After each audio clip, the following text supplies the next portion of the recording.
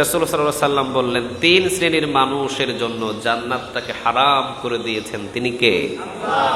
হারাম, ওরা জান্নাতে যাবে না, ওদের জন্য জান্নাতই হারাম। আল্লাহ ওই 3 শ্রেণী থেকে আমাদের মুক্ত করে দাও, আমিন। আল্লাহ বলছেন 3টা শ্রেণী মানুষ, আমি যেমন মদ হারাম করছি, আমি যেমন জেনা, আমি যেমন কুকুরের গোশত খাওয়া, শুকুরের গোশত খাওয়া, এগুলো হারাম, ঠিক মানুষ কিন্তু 3 মানুষের জন্য জান্নাত আমি হারাম করে দিয়েছি। ওরা মানুষ, ওদেরও হাত আছে, ওদেরও পা আছে, ওদেরও চোখ আছে, ওদেরও কান আছে, ওরা মানুষ, আমি বানাইছিলাম মানুষ, ওরাও আদম আলাইহিস সালামের সন্তান, কিন্তু 3টা শ্রেণী, ওদের জন্য জান্নাতটাকে হারাম করে দিয়েছেন। তিনি কে?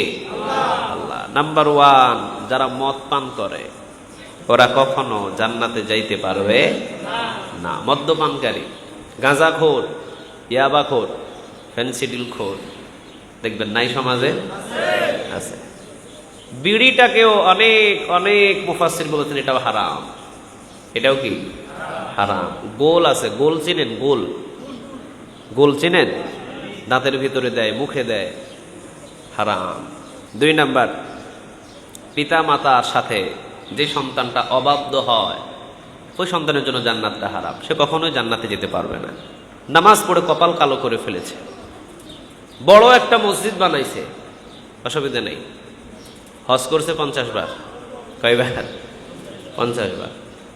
কাবা ঘরে মৃত্যু হয়ে গেছে, কাবার চত্বরে, কিন্তু পিতা আর মাতা, যে মা 10 মাস 10 দিন গর্ভে রাখছে,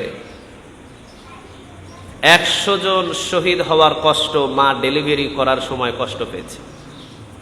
2 কলস রক্ত মা আপনার জন্য খরচ করেছে।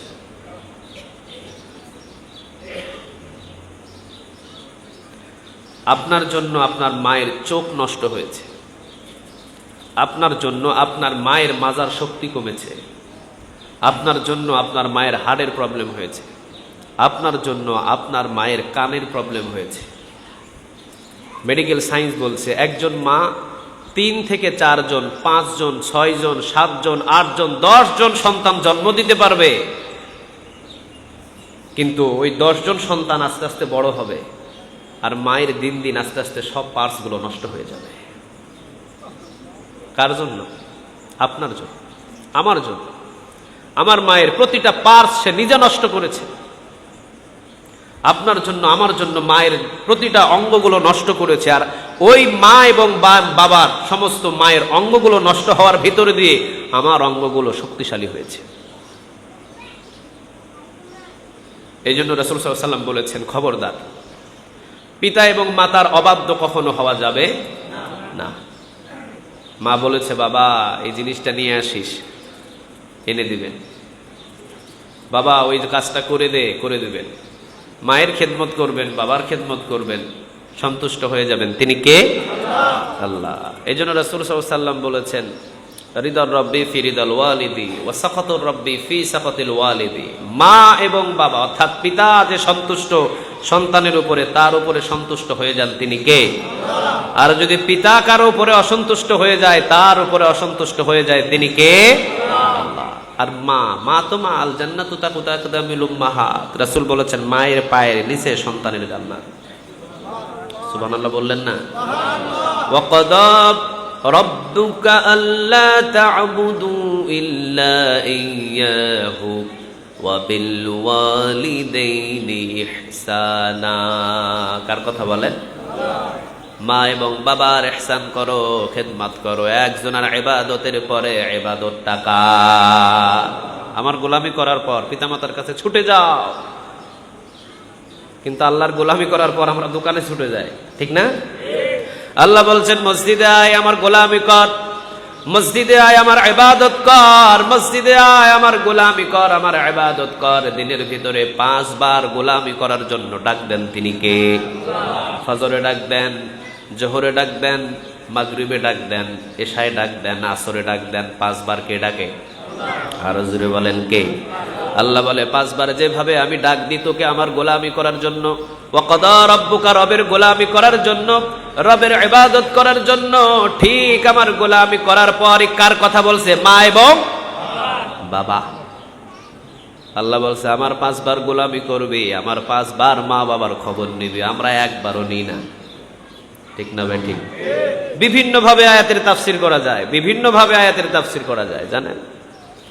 রাসূল বলেন মা এবং বাবাকে ওই সময় মনে রাখো যতক্ষণ সময় তুমি তোমার রবকে মনে রাখো।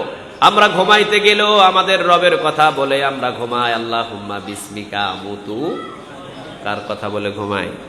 আর জোরে বলেন কার?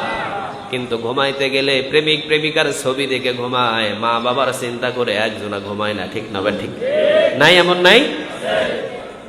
কি তাফসীর করবেন আয়াতের? ওয়া ক্বাদা রাব্বুকা আল্লা তা'বুদু ইল্লা ইয়্যাহু ওয়া বিল ওয়ালিদাইনি ইহসানা। রবকে যেই যেই জায়গায় সব সময় মনে রাখো, সেই সেই জায়গাগুলোতে মা বাবাকে মনে রাখার কথা বলেছেন তিনি কে?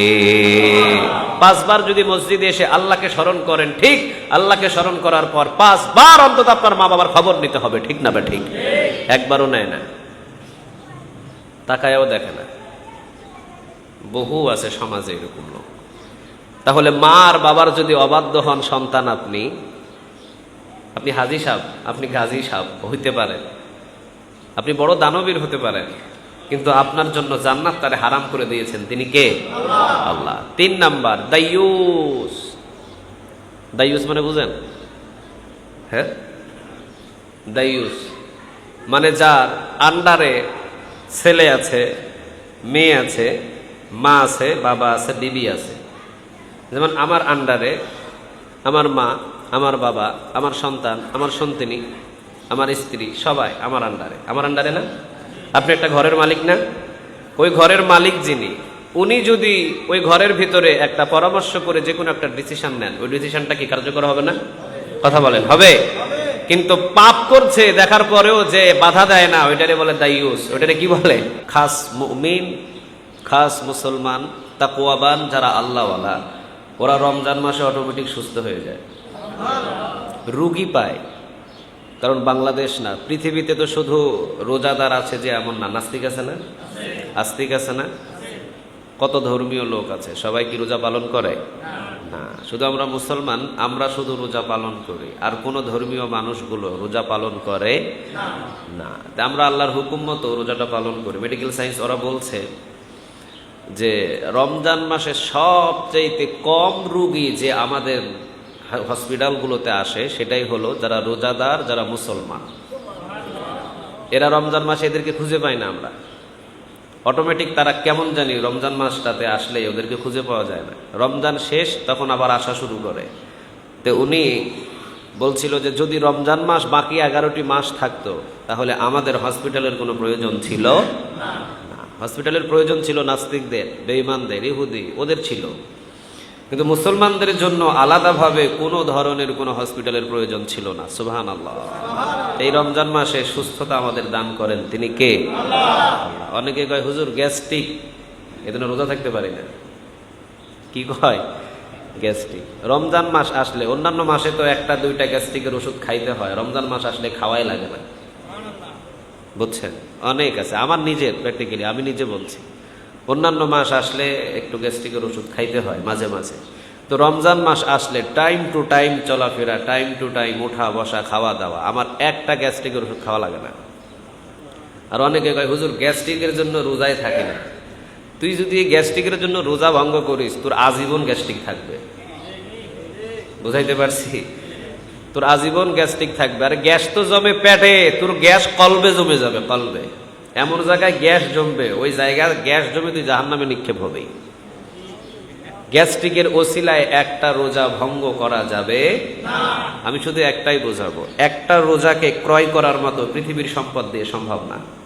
আবু হুরায়রা রাদিয়াল্লাহু তাআলা আনহু তিনি বলেছেন, একটা রমজানের রোজা পৃথিবীর সব সম্পদ বিক্রি করলেও, ওই সব সম্পদ বিক্রি করে আল্লাহর যদি কুদরতি অন্তর জয় করতে কেউ চায়, আর একটা রোজা রেখে যদি কেউ আল্লাহর কুদরতি অন্তর জয় করতে চায়, পৃথিবীর সব সম্পদ বিক্রি করে দান করে আল্লাহর কুদরতি অন্তর জয় করা সম্ভব নয়, যেভাবে একটা রোজাদার আল্লাহর কুদরতি অন্তর জয় করে ফেলে। চিন্তা করতে পারছেন?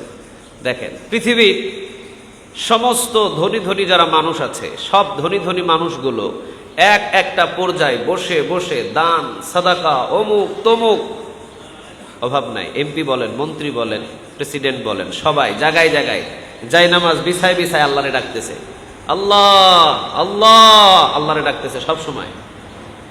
আর একজন দিনমজুরি রিকশাওয়ালা সারাদিন রোজা রেখে কলিজার ভিতরে পিপাসা নিয়ে, ও যদি দামি জায়গায় নয়, দামি জায়নামাজে নয়, দামি একটা স্টেপে নয়, ধনীও না, আতর সুরমাও লাগাই নাই, জামার ভিতরে ময়লা, ঘামে ভিজা, সারাদিন রিকশা চালক, কিন্তু রোজা ছিল, বড় মসজিদেও যাইতে পারে নাই, বাইতুল মুকাররমেও ঢুকতে পারে নাই,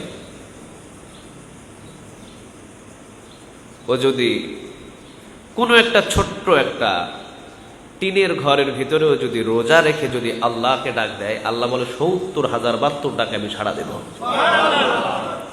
একবার দুইবার না, ৭০,০০০ বার তার ডাকে সাড়া দিবেন। তিনি কে? কিন্তু এমপি বলেন, মন্ত্রী বলেন, ভালো ভালো জায়গা, ভালো ভালো পারফিউম লাগানো, ভালো যায় নামাজ, কিন্তু রোজা নাই। ১০০০ বার ডাকছে, আল্লাহ কয় তোর একটা ডাকর আমার সাড়া দেওয়ার কোনো প্রয়োজন নাই। রোজাটাকে এত সম্মানিত কে করেছেন? আল্লাহ। সহিহ বুখারীতে এসেছে, ওই যে গত জুমায় বললাম যে একটা একটা করে রোজার হিসাব করে করে প্রতিটা বান্দার বিনিময় আল্লাহ বান্দাকে নিজ হাতে দিয়ে দিবে। আল্লাহ সুবহানাহু ওয়া তাআলা যে রমজান মাসের রোজাগুলো আমরা পালন করছি, ভুল ত্রুটি হলে আল্লাহ তুমি আমাদের মাফ করে তুমি আমাদের সব রোজা কবুল করো, আমরা বলে আমিন। তাহলে একটা রোজাকে পৃথিবীর সমস্ত সম্পদ বিক্রি করলেও ক্রয় করা সম্ভব হবে না। রাসূল সাল্লাল্লাহু আলাইহি ওয়াসাল্লামকে বললেন, নবী, কেউ যদি একটা রোজা নিজ ইচ্ছায় যদি ছেড়ে দেয়, 2 মাস রোজা করতে হবে। কার শাস্তি? একটা মিস করবেন হবে না। কত কঠিন একটা শাস্তি দিয়েছেন আল্লাহ, চিন্তা করে দেখেন। আল্লাহ বলেন না এক ওয়াক্ত নামাজ মিস করলে টানা 2 মাস নামাজে দাঁড়ায় থাকতে হবে, বলছে এটা না। আল্লাহ বলে না একটা হজ কবুল হওয়ার হজ ফরজ হওয়ার পর যদি কেউ হজ না করে 50টা হজ করতে হবে, বলছে না। 1 বছর জাকাত না দিলে টানা 10 বছর জাকাত দিতে হবে, ডাবল ডাবল, বলছে এরকম না। কিন্তু আল্লাহ বললেন রোজা একটা যদি নিজ ইচ্ছাই কেউ নষ্ট করে ফেলে, না আমি আজকে রোজা থাকবো না, এই যে নষ্ট করে ফেলেছেন, থাকতে পারতেন কিন্তু থাকেন নাই, এটাকে বলে নষ্ট করা। থাকতে পারছেন কিন্তু থাকেন নাই, এটাকে নষ্ট করা। আবার অর্ধেক ছিলেন, 12টা 1টা 2টা পর্যন্ত ছিলেন, প্রচন্ড পিপাসা, ক্ষুধা লাগছে, ভেঙে ফেলছে, ইচ্ছাকৃতভাবে যে রোজাটা নষ্ট করে ফেললেন। টানা 2 মাস, টানা 2 মাস হলে কয়দিন হয়? কয়দিন? 60 দিন টানা। এর ভিতরে একদিন ব্রেক দিবেন, হবে না, আবার টানা 2 মাস। দেখছেন যে 49টা হয়েছে, 59, আর আছে কয়টা? ওইটা পারেন নাই। আল্লাহ কয় এবার আবার শুরু করে 1 থেকে আবার 60। ওই যে 49, 59 ক্যান্সেল, আমার দরবারে যা লটকাই ছিলাম ওইটাও ক্যান্সেল করে দিয়েছে আমি, যা আবার 60টা কর। কি শাস্তি, কি শাস্তি দিয়েছেন আল্লাহ! একটা রোজা ভাঙার জন্য ইচ্ছাকৃতভাবে 60টা, কয়টা? 60টা। অন্য কোন নেক আমল আল্লাহ এরকম শাস্তি দেয় নাই। আল্লাহ কয় না, শাস্তি দিই নাই। নামাজ পড়স নাই তো, একদিন আয়, মাপ চা, আমি মাফ করে দিব, মাফ করে দিব। যা গুনাহ করেছিস, চা, আমি মাফ করে দিব। কবিরা গুনাহ হয়েছে, জেনা হয়েছে, চা, আমি মাফ করে দিব। কিন্তু একটা রোজা ভঙ্গ করেছিস, ওটা মাফ নাই, তাওবার রাস্তা আল্লাহ রাখে নাই। আল্লাহ কয় না, এটা মাফ হবে না। এটা মাফ হবে ওই সময় যখন 60টাতে পূরণ করবি। কয়টা?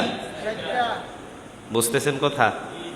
কতটা কঠোরতা দিয়েছেন আল্লাহ। তাহলে চিন্তা করেন এই রোজাটার দাম কত বেশি, কতটা মূল্যবান। আপনি কি সাধারণ মানুষ মিছিল টিছিল দিয়া সংসদ ভবনে ঢুকতে পারবেন? কথা বলেন, ঢুকতে পারবেন? অন্তত 4 থেকে 5 হাজার সেনাবাহিনী বলেন, র্যাব বলেন, বাংলাদেশের সবচাইতে বড় বড় জায়গাগুলোতে যাদের স্থান, যারা সবচাইতে বেশি অস্ত্র চালাইতে পারে, ক্যাটাগরি নিয়ে অস্ত্র চালাইতে পারে, ওই ধরনের লোকগুলোকে ঠিক আমাদের প্রধানমন্ত্রীর বাসভবন, ঠিক সংসদ ভবন পাহারাদারের জন্য ওদেরকে নিযুক্ত করে, যারা সেকেন্ডের ভিতরে, মিনিটের ভিতরে অস্ত্র চালাইতে পারে। এটা জানেন কিনা জানি না। যারা লম্বা চড়া, যারা শক্তি দিয়ে হিষ্টপিষ্ট, ওদেরকে বাছাই করে করে এই দামি দামি জায়গাগুলো পাহারা দেওয়ার জন্য ব্যবস্থা করে রাখে। এই জায়গাতে সব মানুষ ঢুকতে পারে? আমরা যদি বলি যে আমরা মসজিদের মুসল্লি, বাংলাদেশের জনগণ মিছিল দিয়া দিয়া ঢুকবো, আমি এমপি, আমি মন্ত্রী, আমি অমুক মেম্বার, আমি চেয়ারম্যান, সবাই একসাথে ঢুকবো, ঢোকা যাবে না। একটা নিয়ম আছে ওখানে, নিয়ম নাই? মেম্বারও ঢুকতে পারবে, চেয়ারম্যান, এমপি পারবে, কারণ ওনার জন্য অনুমতি আছে, এই জন্য উনি ঢুকতে পারবে। তাহলে বোঝা যায় ওই জায়গাটাতে ঢুকতে হলে একটা শ্রেণীগুলো যারা ঢুকতে পারবে, এমপি ঢুকতে পারবে, মন্ত্রী ঢুকতে পারবে, কিন্তু চেয়ারম্যানের অনুমতি, মেম্বারের অনুমতি নেই। বোঝা যায় জায়গাটা অনেক দামি এবং অনেক হার্ড একটা বিষয়। ঢুকতে হলে আমি সাধারণ পাবলিক গেলেও আমি গেট থেকে আমাকে ফিরে আসতে হবে। কত পাহারাদার, ৫,০০০-এর বেশি পাহারাদার একটা ঘরটাকে, যেখানে বাংলাদেশের সমস্ত আইন কানুনগুলো করা হয়। জায়গাটা অনেক দামি, যার জন্য ৫,০০০ পাহারাদার। আপনার পুরা গ্রাম মিলা কি ২-৪-১০ জন পুলিশ আছে? কথা বলেন, পুলিশ আছে? নাই। তাহলে বোঝা যায় দামি একটা জায়গাটাকে পাহারা দেওয়ার জন্য ৫,০০০, প্রয়োজনে ১০,০০০ দিবে। এরপরে ওই জায়গার আইন শৃঙ্খলা কখনো ভঙ্গ করতে পারবে না। আল্লাহ বলছেন প্রয়োজনে ৬০টা না, কমানোর সিস্টেম নাই, প্রয়োজনে আরো ২ মাস বাড়ায়া দিব। ৬০ কত? ৬০ ১২০ করব।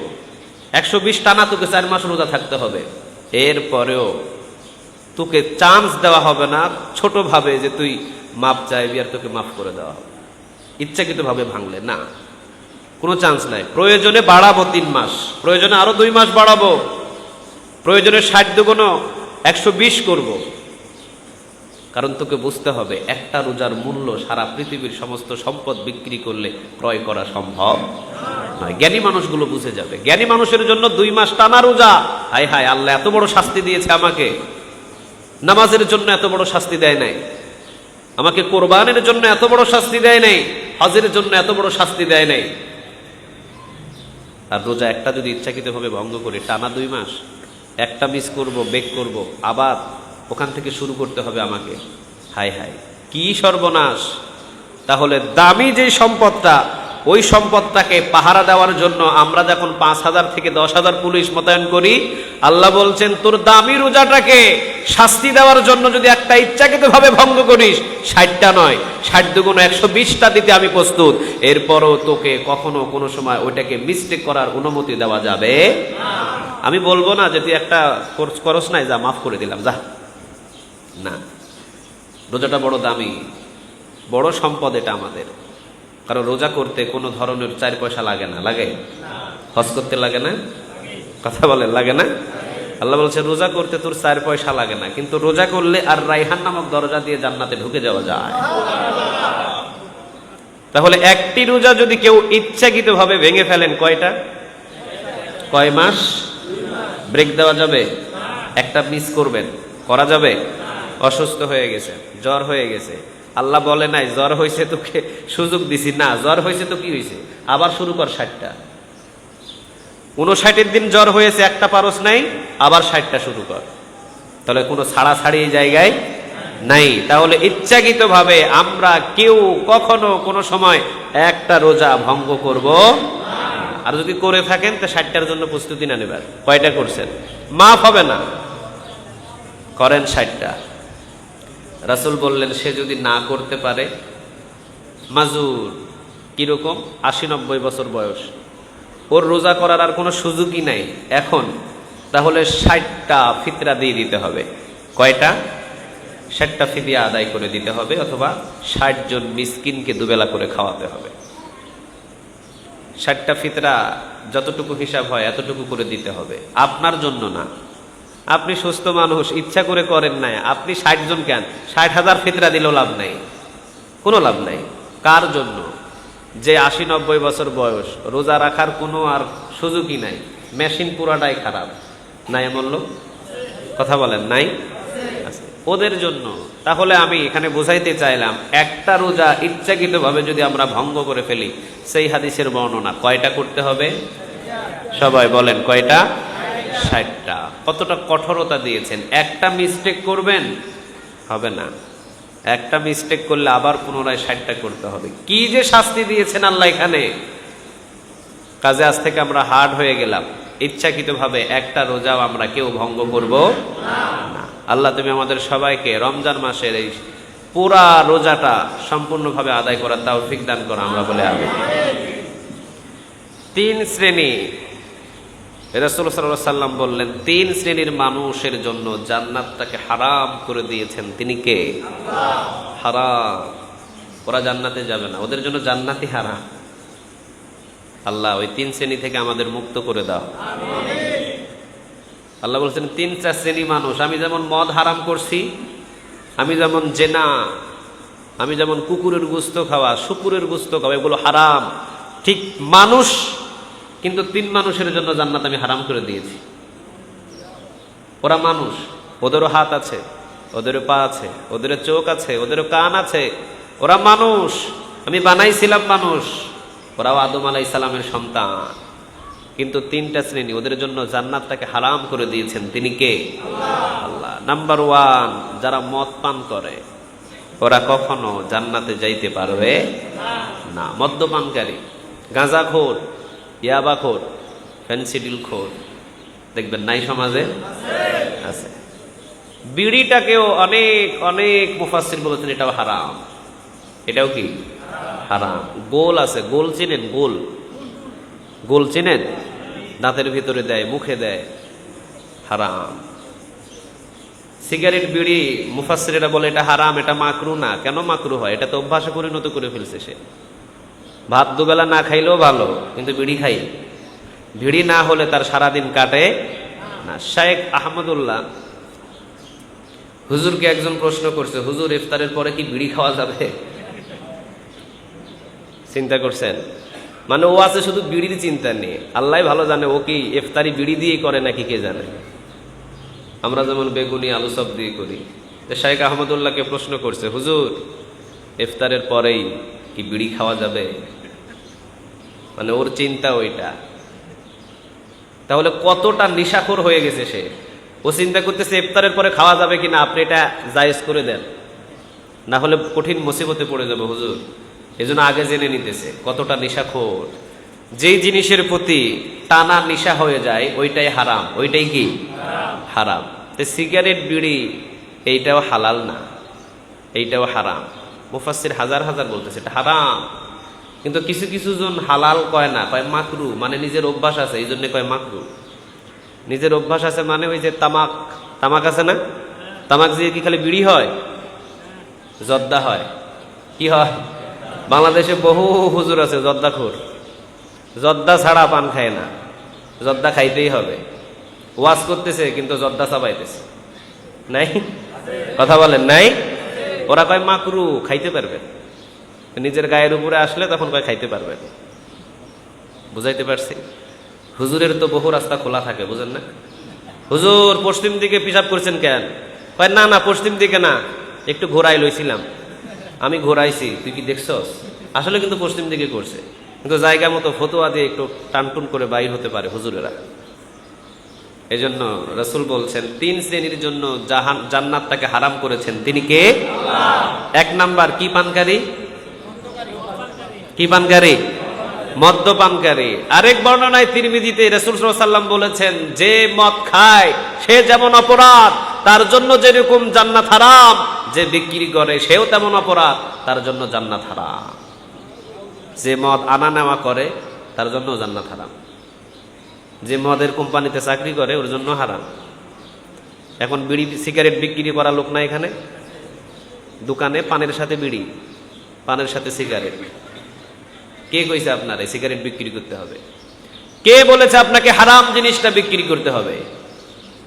আল্লাহ হালাল হালাল উপার্জনের হাজার হাজার রাস্তা সমাজের ভিতরে রেখে দিয়েছে। আপনি হালাল রাস্তাকে তালাশ না করে আপনি বিড়ি সিগারেট করে খাইতেছেন। সিগারেট, বিড়ি, আকিস বিড়ি এগুলো বিক্রি করে আপনাকে খাইতে হবে? কে বলছে? আখিরাতটাকে যদি আপনি সফল করতে চান, আজ থেকে দোকান থেকে বিড়ি সিগারেট সব ফালাইয়া দিবেন। আপনার আখিরাত দরকার, আপনার দুনিয়ার দরকার নেই। কি প্রয়োজন? যদি এই চরমজলিশপুর সমাজের ভিতরে এই জায়গায় বিড়ি না পাওয়া যায়, চরমজলিশপুর বাজারে বিড়ি না পাওয়া যায়, সামনের গ্রামে যদি বাজারে বিড়ি না পাওয়া যায়, এই সমাজের আল্লাহর কসম এই সমাজের মানুষ ফেনী থেকে এসে বিড়ি খাবে না। এক মাস এই সমাজে যদি বিড়ি বিক্রি করা বন্ধ হয় দোকানে দোকানে, বলবে যে সর্বনাশ, ফেনী থেকে 200 টাকা ভাড়া দিয়া বিড়ি খামো আমি, দরকার নাই, পান্তা ভাত খেয়ে দেখো। তোমার জন্য আমার জন্য আজকে মানুষ বিড়ি সহজেই পাইতেছে, খাইতেছে। তুমি দোকানদার যদি বুঝতা যে আল্লাহ আমি বিড়ি না খায়াও বিড়ি বিক্রি করেও আমার জন্য জান্নাত হারাম হয়ে যাবে, হাই হাই, আল্লাহ আজ থেকে করুন না, তাহলে দেখবা তোমার বিক্রি না করার ওসিলায় 50 জন বিড়িখোর থেকে বেঁচে গেছে। এই জন্য রাসূল বলেছেন, যে বিড়ি খায় সে যেমন অপরাধ, যে ধূমপান বিক্রি করে, গাঁজা বিক্রি করে, মদ বিক্রি করে, ইয়াবা বিক্রি করে, সে তেমন অপরাধ। যেই কোম্পানিতে বানানো হয়, যে নিজে মদের কোম্পানি খুলেছে, ওর জন্য জান্নাতটা হারাম। চিৎকার দিয়ে বলেন ঠিক কিনা? তাহলে বোঝা যায় খাওয়া, খাওয়ানো আর সাক্ষী হওয়া, আনা নেওয়া করা সমান অপরাধ। তাহলে এইটার পক্ষে আমরা কোনোদিন সাপোর্ট দিব না। যেই দোকানে বিড়ি বিক্রি হয়, গাঁজা বিক্রি হয়, ইয়াবা বিক্রি হয়, আল্লাহর দোহাই লাগে আজ থেকে বন্ধ করে দেন। এছাড়া জান্নাত তাকে হারাম করে দিবেন, তিনি কে? আল্লাহ। 2 নাম্বার, পিতা মাতার সাথে যে সন্তানটা অবাধ্য হয়, ওই সন্তানের জন্য জান্নাতটা হারাম, সে কখনোই জান্নাতে যেতে পারবে না। নামাজ পড়ে কপাল কালো করে ফেলেছে, বড় একটা মসজিদ বানাইছে, অসুবিধা নেই, হজ করছে 50 বার, কয়বার? 50 বার। কাবা ঘরে মৃত্যু হয়ে গেছে, কাবার চত্বরে, কিন্তু পিতা আর মাতা, যে মা 10 মাস 10 দিন গর্ভে রাখছে, 100 জন শহীদ হওয়ার কষ্ট মা ডেলিভারি করার সময় কষ্ট পেয়েছে। 2 কলস রক্ত মা আপনার জন্য খরচ করেছে।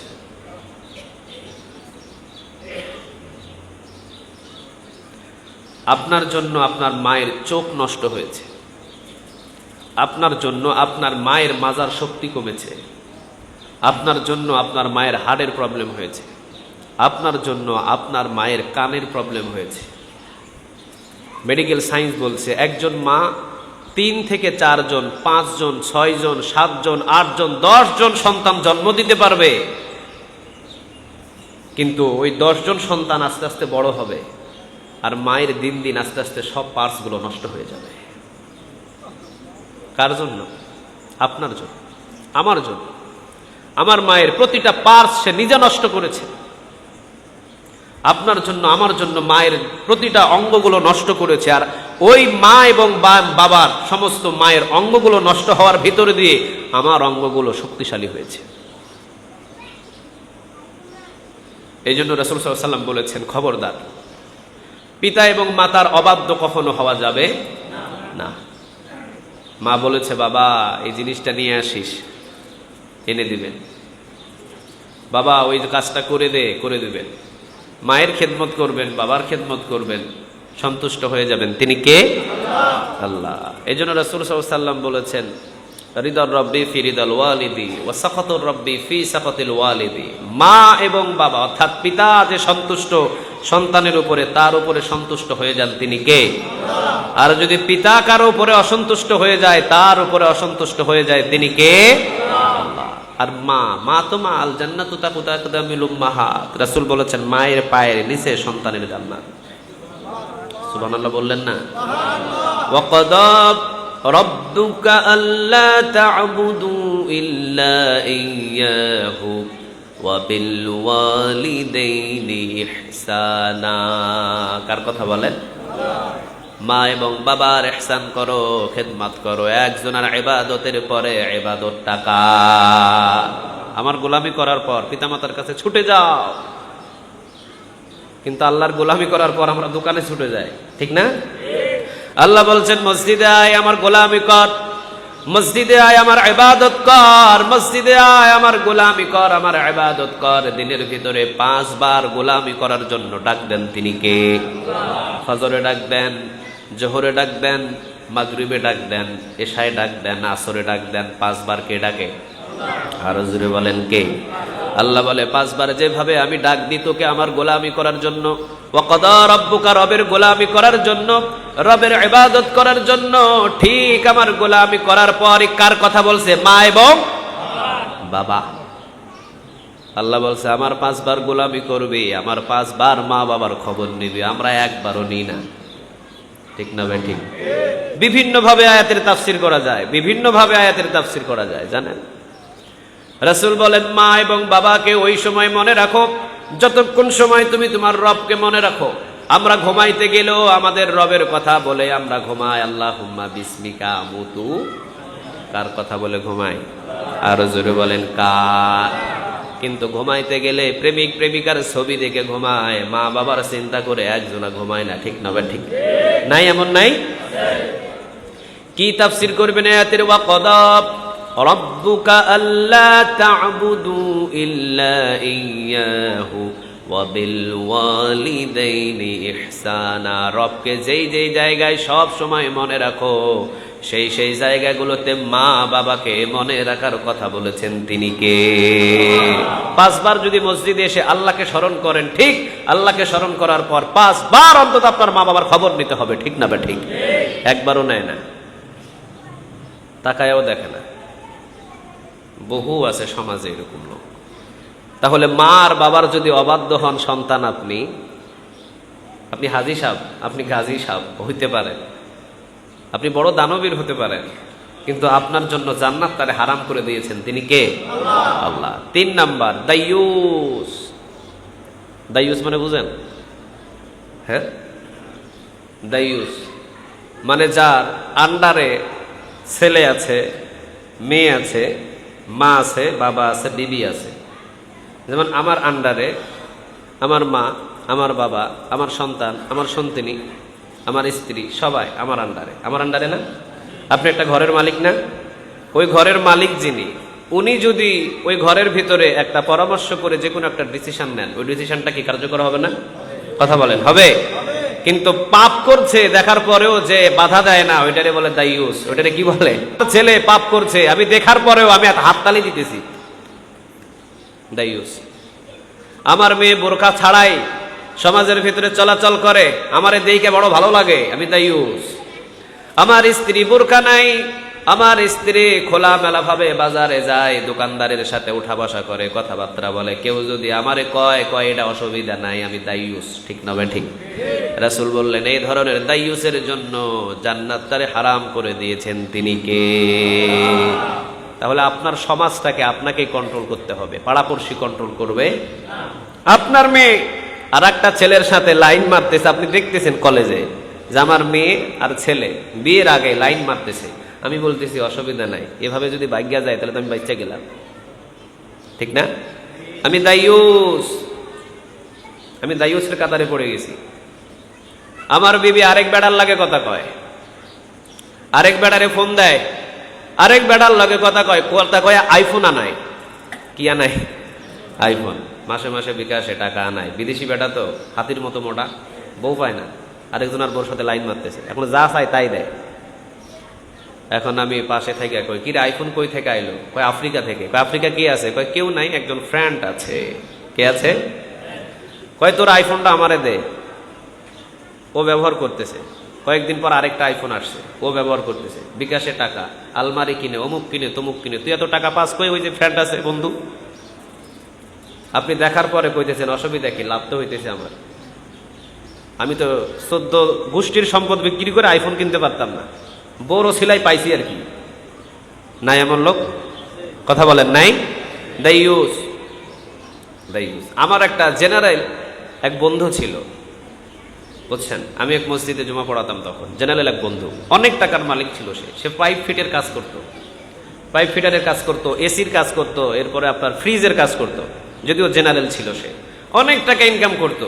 একটা মেয়ে খুব সুন্দরী এলাকার, ওকে লোভ দেখাইছে, ভালোবাসে, ও পাগল হয়ে গেছে। ছেলের বাবা ওর কাছ থেকে টাকা ধার নেয়, ধার নাম নিয়ে নেয়, দেওয়ার কোনো খবর নাই। মেয়ের ভাই নেয়, মেয়ের মা নেয়, মেয়ের দুলাভাই পর্যন্ত নেয় ছেলেটার কাছ থেকে টাকা, সবাই নেয়। কিন্তু দেওয়ার কোনো খবর নাই। অনেক টাকা দিয়েছে, লাস্ট পর্যন্ত মেয়েটার যেদিন বিয়ে হয় সেদিন আমারে বলতেছে, ভাই আজকে আমার মন খারাপ। কি খারাপ? মন খারাপ। কি জন্য? কই এরকম এরকম সবাই আমার কাছ থেকে টাকা খাইছে ভাই, কিন্তু এখন বিয়ে আরেকজনা করে নিয়ে যাইতেছে, সাদে মাল নাই। বিয়ে তো এরকমই হয়, সুন্দরী মেয়েদের বিয়ে এমন হয় না? ওই তো কয় যুবকরা কয় হয়, ছেঁকা খাইছে তো, ছেঁকা খাই সব বেকা হয়ে রয়েছে এলে, বুঝছেন? প্রেম করার সময় মানে স্মার্ট ছেলেদেরকে খুঁজে, আর বিয়ে করার সময় সাদে মাল নাই, টাকা আলা। এই জন্য এক বুদ্ধিজীবী বলেছিলেন, আরে নিজের 6 প্যাক বানানোর আগে 6টা গাড়ির মালিক হ। এই জগতের মেয়েরা 6 প্যাক দেখে পাগল হয় না, এই জগতের মেয়েরা 6টা গাড়িওয়ালা দেখে পাগল হয়। তোর চেহারা থাকুক আর না থাকুক অসুবিধা নাই, তুই 6 প্যাক নিজেরে বানাইছস, তোর বাড়ি নাই গাড়ি নাই, সারে না তোর দাম দেবে না। কিন্তু 6টা গাড়িতে যদি মালিক হস, তাহলে তোর যদি পেট যদি ডামের মতো হয় আর ওজন যদি 250-300 কেজিও হয়, নো প্রবলেম, কোনো অসুবিধা নেই। 6টা গাড়ির মালিক তো, সবচাইতে সুন্দরী নারী তুই বিয়ে করতে পারবি। এই জন্য বুদ্ধিজীবীটাকে স্বাগত জানানো দরকার। তাহলে দাইয়ুস কারা? যারা নিজের পরিবার পরিজন গুনাহ করছে, বাধা দেয় না, ওরা কি? কথা বলেন, ওরা কি? আমার বিবি অন্য বেড়ার সাথে কথা কয়, আমি দেখি, আমি বাধা দিচ্ছি না, আমি নিষেধ করছি না, আমি দাইয়ুস, ঠিক না ব্যাঠিক? তাহলে আমার পরিবার পরিজন গুনাহ করছে, গুনাহ করার পরেও আমি বাধা দিই না, আমি দাইয়ুস। আর এই দাইয়ুসের জন্য জান্নাত তারে হারাম করে দিয়েছেন তিনি কে? তাহলে 3 শ্রেণীর জন্য জান্নাতটা হারাম। কয় শ্রেণী? প্রথম নাম্বার কি পানকারী, মদ্যপানকারী। 2 নাম্বার পিতামাতার অবাধ্যকারী। আর 3 নাম্বার দাইয়ুস, যার পরিবার পরিজন গুনাহ করে, দেখার পরেও সে বাধা দেয় না, সে দাইয়ুস, ঠিক না ব্যাঠিক? 18 বছর বয়স ছেলে রোজা রাখে না, নাই? কথা বলেন, নাই? 18 বছরের মেয়ে রোজা রাখে না, নিজের ভাই বিদেশ থেকে আইছে, রোজা রাখে না, ঠিক না ব্যাঠিক? দেখার পরেও নিষেধ করে নাই, দেখার পরেও বাধা দেয় নাই, দেখার পরেও তার বিচারশালী সমাজে করে নাই, দাইয়ুস। ওর জন্য জান্নাতটা হারাম করে দিয়েছেন তিনি কে? হোক নিজের ভাই, হোক নিজের ছেলে, হোক নিজের মেয়ে। রমজানের রোজা যখন ফরজ হয়েছে, আর তাকে ছাড়াছাড়ি করার সুযোগ নাই, ঠিক না ব্যাঠিক? ঘরোয়া পরিবেশ, রোজা রাখবি না, রোজা রাখবি না, রোজা রাখবি না। মসজিদের সভাপতি, আমার ছেলে রোজা রাখে না, কি করবেন করেন। মসজিদের ভিতরে টাইনা আইনা যদি ওরে সমাজের ভিতরে দাঁড় করায়, ওরে যদি একদিন বলা যায় রোজা রাখবি কিনা বল, রাখবি কিনা বল। আরে সমাজের ভিতরে যদি বৈঠক বসায়, যদি ওর একটা শাসন করা যায়, আরে তুমি পারো নাই তো কি হয়েছে, সমাজ তো পারবে, ঠিক না ব্যাঠিক? তুমি যদি সমাজ থেকে সহযোগিতাটা নিতা, তুমি দাইয়ুসের কাতার থেকে বাছায়া তোমাকে ইমানদারের কাতা উঠায়া দিত তিনি কে?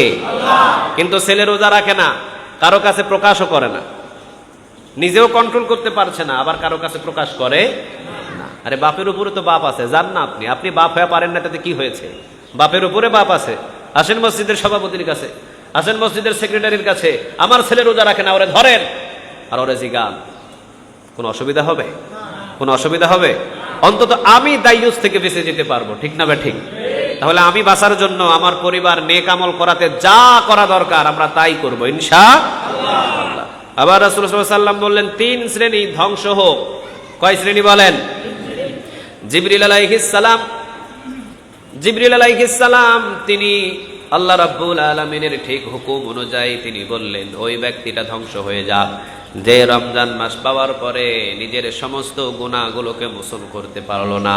রাসূল সাল্লাল্লাহু আলাইহি ওয়াসাল্লাম মিম্বরে পা রাখার সাথে সাথে চিৎকার দিয়ে বললেন আমিন। চিন্তা করছেন? সমস্ত নবীগুলো বলবে ইয়া নাফসি, সমস্ত নবীগুলো কিয়ামতের ময়দানে কি বলবে? সবাই বলেন কি বলবে? ইয়া নাফসি। আল্লাহ কাহার নামের পোশাক পরিধান করবে। কি নামের পোশাক? কাহার। কঠিন থেকে কঠিন কাহার নামের পোশাক পরিধান করবে। ইউনূস আলাইহিস সালাম তিনি তাকাবেন, তাকানোর পরে সাথে সাথে নিচের দিকে তাকাবেন। আরে আপনি নবী উপরের দিকে তাকান না কেন? না, আল্লাহর চেহারার দিকে তাকানোর মতো আমার শরীরের ভিতরে এইরকম ধৈর্য নাই, আমি ভয়ে আমার মাথাটা নিত হয়েছে। কি যে কাহার নামের ওই রূপটা হবে আল্লাহ। আদম আলাইহিস সালাম তিনি তাকাবেন, তাকানোর সাথে সাথে মাথাটা নিচু হবে, নিচের দিকে তাকাবেন। আল্লাহর দিকে কন্ট্রোল করে তাকানোর মতো কারো ক্ষমতা থাকবে না।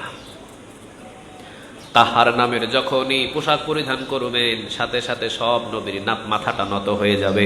সবাই চিৎকার দিয়ে বলবে ইয়া নাফসি, সবাই চিৎকার দিয়ে বলবে ইয়া নাফসি, সবাই চিৎকার দিয়ে বলবে ইয়া নাফসি। কর্নার থেকে আওয়াজ আসবে ইয়া উম্মতি। কি আসবে? ইয়া উম্মতি, ইয়া উম্মতি, ইয়া উম্মতি। আল্লাহ রাব্বুল আলামিন জিবরিল আলাইহিস সালামকে ডাক দিবেন আর বলবেন, জিবরিল, ইয়া উম্মতি। আওয়াজটা কোথায় থেকে ভেসে আসে? নিশ্চয় এটা আমার হাবিবুল্লাহ, এটা আমার বন্ধুর কণ্ঠ থেকে এসেছে। আমার হাবিবুল্লাহ কই? আমার হাবিবুল্লাহ কোথায়? একটু আমার টেনে নিয়ে আমার কাছে নিয়ে আসো। জিবরিল বলবেন, ইয়া রব্বে করিম, আপনার ভয় দেখে, আপনার ভীতি দেখে, কিয়ামতের ভয় ভীতি দেখে, জাহান্নামের ভয় ভীতি দেখে আজকে নবী কোথায় থাকবে ওই ঘটনাটুকু আমি ভুলে গিয়েছি, ওইটা আমারও মনে নেই। আপনার জাহান্নামের ভয়, আপনার কাহার রূপের ভয়, আপনার দাপটের ভয়, আপনার আওয়াজের ভয়, সব ভয় দেখে আমি জিবরিল ভুলে গেছি আজকে কোথায় থাকবে আমার রাসূল। আমার স্মরণে নেই, আমি ভুলে গেছি। আপনি আমাকে বাতায়া দেন, আপনি আমাকে বলে দেন। চিন্তা করছেন? জিবরিল পর্যন্ত ভুলে যাবে। আল্লাহ বলবেন, যাও মাকামে মাহমুদে যাও। যাবেন সেখানে, মাকামে মাহমুদে যাবেন। যাবার সাথে সাথে দেখবেন সেজদায় লুটিয়ে আছে, একজনের কদমে সেজদা দিয়ে পড়ে আছে। তিনি কে? ডাক দিবেন, সেজদা উঠবে না। ডাক দিবেন, সেজদা উঠবে না। ডাক দেবেন, সেজদা উঠবে না। জিবরিল বলবেন, রব্বে করিম, আপনার হাবিবুল্লাহ আমার ডাকে সেজদা উঠায় না। এবার কাহার রূপটাকে আল্লাহ রাব্বুল আলামিন কাহারের পোশাকটাকে খুলে ফেলে রহমান আর রহিমের পোশাকটাকে পরিধান করে ডাক দিবেন, হাবিবুল্লাহ সেজদা উঠা, আপনার সাথে আমি এখন কথা বলতে প্রস্তুত। উঠার সেজদা, সেজদা উঠাবেন, সামনে যাবেন, সুপারিশ করবেন। রাসূল বললেন, আমি কিয়ামতের ময়দানে থাকা পর্যন্ত আমার একটা উম্মত জাহান্নামে পড়তে দেব না। কোন উম্মত? কোন উম্মত? সেটা ব্যাখ্যা করার এখন সময় নেই। এই জন্য রাসূল সাল্লাল্লাহু আলাইহি ওয়াসাল্লাম যে একটা উম্মতকে জাহান্নামে পড়তে দিবে না, কিয়ামতের দিন সবাই যখন বলবে ইয়া নাফসি, তখন আমার রাসূলের জবান থেকে শব্দ আসবে ইয়া উম্মতি। অথচ ওই রাসূল বলছেন যে রমজান মাসের রোজা পাওয়ার পরেও যে নিজের গুনাহটাকে মোচন করলো না, অবশ্যই অবশ্যই বান্দাটা ধ্বংস হয়ে যায়। নাউজুবিল্লাহ বলেন। রাসূলকে বদদুয়া দিতে পারে? কথা বলেন, দিতে পারে? রাসূলের ভিতরে দয়া মায়া বেশি না কম? সবাই বলেন, বেশি না কম? চূড়ান্ত বেশি, এত বেশি যে বলে শেষ করা যায় না। অথচ ওই রাসূল বলছেন যে রমজান মাসের রোজা পাওয়ার পরেও যে এখনো পর্যন্ত নিজের গুনাহটাকে মোচন করতে পারলো না, সে কি হয়ে যাক? সবাই বলেন, সে কি হয়ে যাক? ধ্বংস হয়ে যাক। পিতা এবং মাতা পাওয়ার পরেও, পিতামাতা পাওয়ার পরেও যে ব্যক্তিটা জান্নাতটা কামাই করতে পারলো না, সে ধ্বংস হয়ে যাক। রাসূল সাল্লাল্লাহু আলাইহি সাল্লাম বললেন আমিন। কি বললেন? সবাই বলেন, কি বললেন? তাহলে আগেরটা যেটা বললাম, রমজান মাস পাওয়ার পরেও যে গুনাহটাকে মোচন করলো না, জিবরিল বললেন ধ্বংস হয়ে যাক, রাসূল বললেন ধ্বংস হয়ে যাক। তাহলে রমজান মাস পাওয়ার পরেও আমরা কেউ একটা রোজা ছেড়ে দেব? সবাই বলেন, ছেড়ে দেব? আবার রাসূল সাল্লাল্লাহু আলাইহি সাল্লাম বললেন জাহান্নাম উদ্বোধন করবে 3 শ্রেণীর মানুষদেরকে দিয়ে। কয় শ্রেণী? তিরমিজির বর্ণনা 2382 নম্বর হাদিস। কত নম্বর হাদিসের? মানে একেবারে সহিহ 2382। কত নম্বর? 2382। দোয়া করে দিব, ইয়া সুন্নাত পড়ার সময় দিয়ে দিব ইনশাআল্লাহ। 3 শ্রেণীর মানুষদেরকে দিয়ে জাহান্নামটাকে আল্লাহ রাব্বুল আলামিন উদ্বোধন করবেন। অন্যান্য এলাকা থেকে মদিনায় একজন আসলেন, আসার পরে সব লোক মিলে ঘেরাও করে বসে আছেন একজন সাহাবীকে। উনি জিজ্ঞাসা করলেন যে এই লোকটা কে, যাকে আপনারা ঘেরাও করে নিয়ে বসে আছেন? সবাই বললেন ইনি হলেন আবু হুরায়রা। নামটা কি বলেন? আবু হুরায়রা রাদিয়াল্লাহু তাআলা আনহু। তিনি হলেন রাসূলের সাহাবী, জবরদস্ত একজন হাদিস বিশেষজ্ঞ। হাই হাই, আবু হুরায়রা। আবু হুরায়রাকে কাছে বসলেন, বসার পরে বললেন আবু হুরায়রা, আপনি রাসূলের কাছের সাহাবী, আপনি আজকে আমাকে হাদিস শোনাবেন। কি শোনাবেন? তিরমিজির বর্ণনায় বলছি 2382 নম্বর হাদিস। হাদিসটা এইভাবে এসেছে, আপনি আমাকে হাদিস শোনাবেন, কারণ আপনি তো রাসূলের সাথে উঠেছেন, বসেছেন, রাসূলের সাথে খাবার খেয়েছেন, রাসূলের হাদিস বর্ণনা করেছেন। রাসূল সাল্লাল্লাহু আলাইহি ওয়াসাল্লামের হাদিস আজকে আপনি আমাকে শোনাবেন। আবু হুরায়রা রাদিয়াল্লাহু তাআলা আনহু বললেন, ঠিক আছে, আজকে তোমাকে আমি হাদিস শোনাবো, বসো। বসলেন, লোকটা বসলেন। আবু হুরায়রা রাদিয়াল্লাহু তাআলা আনহু বললেন, আমি আজকে তোমাকে এমন একটা হাদিস শোনাবো যে হাদিসটা বর্ণনার সময় আমি ছিলাম একা, রাসূল ছিলেন একা, আমরা দুইজন সামনাসামনি বসা, এমত অবস্থায় রাসূল আমাকে হাদিসটি বর্ণনা করিয়েছে। সুবহানাল্লাহ বলেন। এই কথাটা বলেই পিছন দিকে পড়ে গেলেন আবু হুরায়রা, পিছনে পড়ে গেলেন।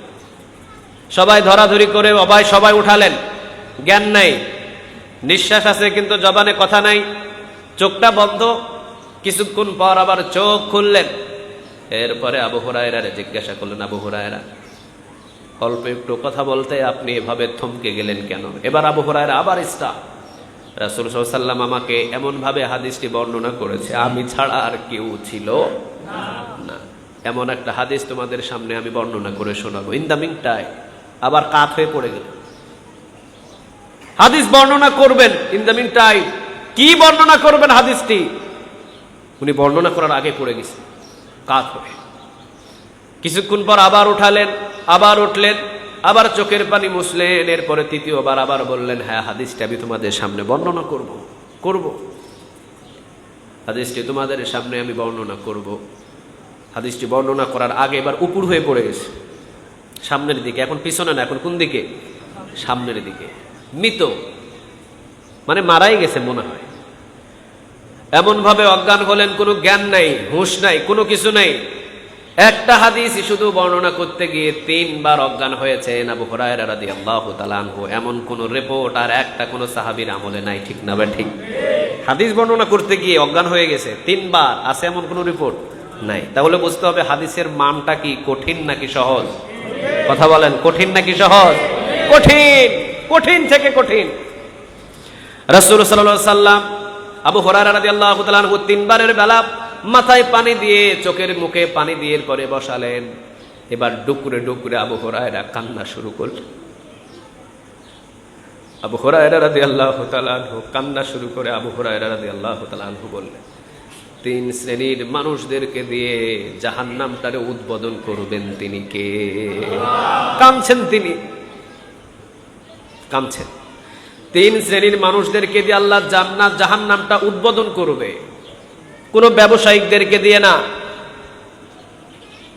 কোনো গোলামদের দিয়ে না, কোনো চাকরদের দিয়ে না। 3 শ্রেণীর মানুষদের সর্বপ্রথম জাহান্নামে ফেলে দিবেন, ওদেরকে দিয়ে জাহান্নামটা উদ্বোধন হবে। কয় শ্রেণী? সবাই বলেন কয় শ্রেণী? নাম্বার 1 যারা শহীদ। আল্লাহ বলবেন, শহীদ আসো, সামনে আসো। শহীদরা সামনে আসো। সবাই না, ওই শ্রেণীর শহীদ। আল্লাহ বলবে, আসো, সামনে আসো। সামনে আসবে। আল্লাহ বলবে, যাও, জাহান্নামে চলে যাও, গো টু দ্য হেলফায়ার, যাও, জাহান্নামে চলে যাও। শহীদ বলবে, আল্লাহ আমি আপনার জন্য শহীদ হয়েছি, আমি আপনার জন্য জীবন দিয়েছি, আমি আপনার জন্য যুদ্ধের ময়দানে লটিয়ে পড়েছি, আমি আপনার জন্য হাতে তরবারি ধরেছি, আমি আপনার জন্য এই তরবারিটা কোমর থেকে বাহির করেছি, আপনার জন্য আপনার নাম নিয়ে আমি ঝাঁপিয়ে পড়েছি। আল্লাহ কয় না। ফেরেশতারাও সাথে সাথে বলবেন না। আল্লাহও বলবেন না, ফেরেশতারাও কি বলবে? না, মিথ্যা, সত্য নয়। তুই জিহাদের ময়দানে ঝাঁপিয়ে পড়েছিলি ওই নিয়তে, তুই জিহাদের ময়দানে ঝাঁপিয়ে পড়েছিলি সেই নিয়তে তোকে যাতে বড় বীর বলা হয়, তোকে সাহসী বলা হয়, তোকে যোদ্ধা, বড় যোদ্ধা বলা হয়। তুই যাতে ওই জিহাদের ময়দান থেকে যখন ফিরে আসবি তখন যাতে তোর নাম সবার মুখে মুখে থাকে। তোর নিয়ত ছিল এটা, আমাকে খুশি করা তোর নিয়ত ছিল না। আর তোকে যে বড় বীর বলা হবে, তুই তো এটা পেয়ে গেছিস দুনিয়ায়। তোকে তো সবাই বড় বীর বলেছে, তোকে তো সবাই সাহসী বলেছে, তুমি তো পেয়ে গেছো সবকিছু। যাও, যাও, জাহান্নামে চলে যাও। মাথাটাকে নত করে সোজা জাহান্নামের দিকে ফেলে দাও। আল্লাহ দ্বিতীয় শ্রেণী বলবে, দানশীল। অনেক বড় বড় মসজিদ বানিয়েছে, অনেক বড় বড় কালভার্ট বানিয়েছে, অনেক বড় বড় দানবীর ছিল, লক্ষ লক্ষ কোটি কোটি টাকা দান করেছে। আল্লাহ বলবে, আইসো, আসবে। আল্লাহ বলবে, যাও, জাহান্নামে চলে যাও।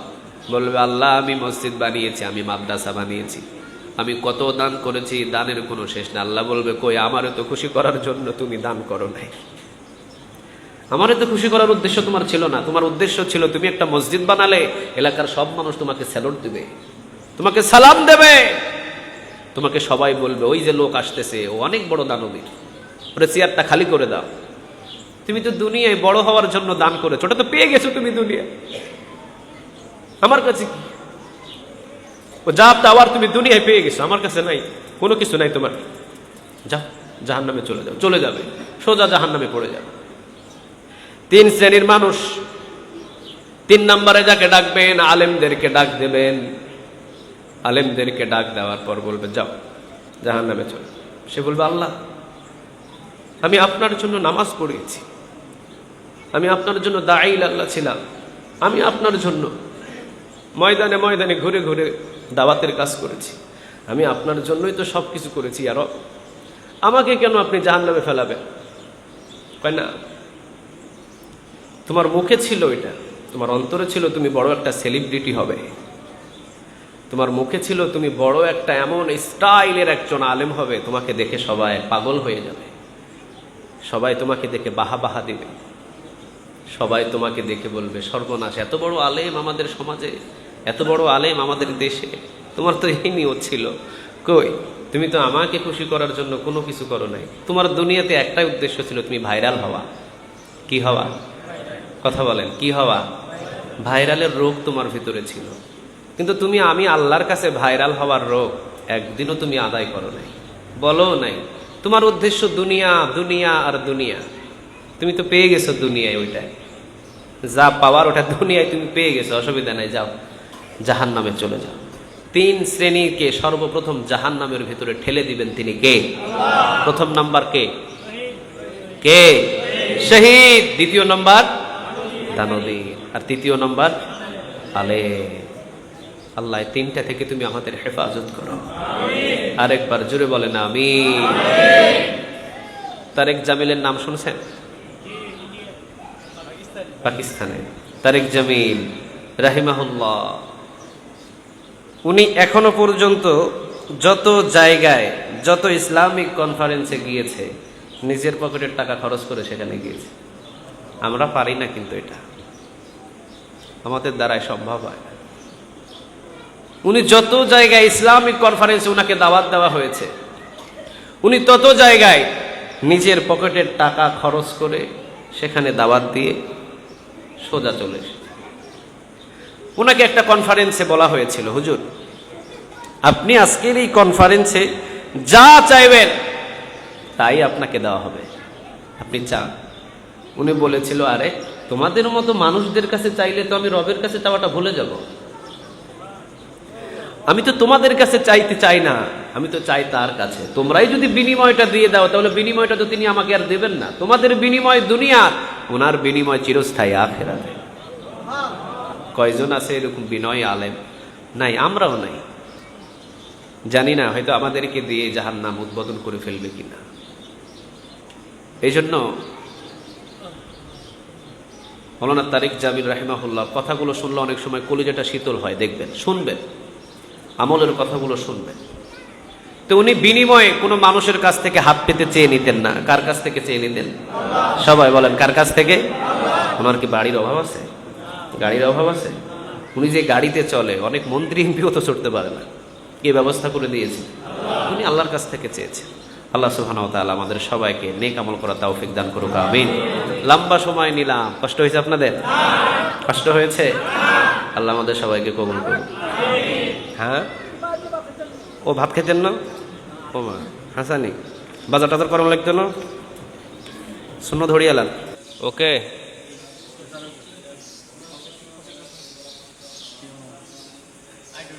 জিবরিল আলাইহিস সালাম তিনি 3য় নম্বরে যেটা বলেছেন সেটা হলো রাসূল সাল্লাল্লাহু আলাইহি ওয়াসাল্লাম এর নাম শোনার পর যে দরুদ পড়ে না সে ধ্বংস হয়ে যায়। রাসূল সাল্লাল্লাহু আলাইহি ওয়াসাল্লাম এটাতেও বললেন আমিন। কারণ রাসূল সাল্লাল্লাহু আলাইহি ওয়াসাল্লামের নাম শোনার পর যে দরুদ পড়ে না সে কৃপণ। রাসূল সাল্লাল্লাহু আলাইহি ওয়াসাল্লাম বলেছেন যে আমার নাম শুনে দরুদ পড়বে, যে আমার নামে দরুদ পড়বে, সেই দরুদ, সেই সালাম আমার রোজা মুবারকে পৌঁছিয়ে দেওয়া হবে। এবং রাসূল সাল্লাল্লাহু আলাইহি ওয়াসাল্লাম আরও বলেন যে আমার প্রতি দরুদ পড়ে তাকে আল্লাহ সুবহানাহু ওয়া তাআলা 3টা জিনিস দান করে, 10টা নেক দেয়, 10টা গুনাহ মাফ করে দেয়, 10 গুণ মর্যাদা আল্লাহ সুবহানাহু ওয়া তাআলা বাড়িয়ে দেন। কাজে আল্লাহ সুবহানাহু ওয়া তাআলা যেন এই তিনটা নেক আমল করেন আমাদের তৌফিক দান করেন, আমিন। বাস এনাফ।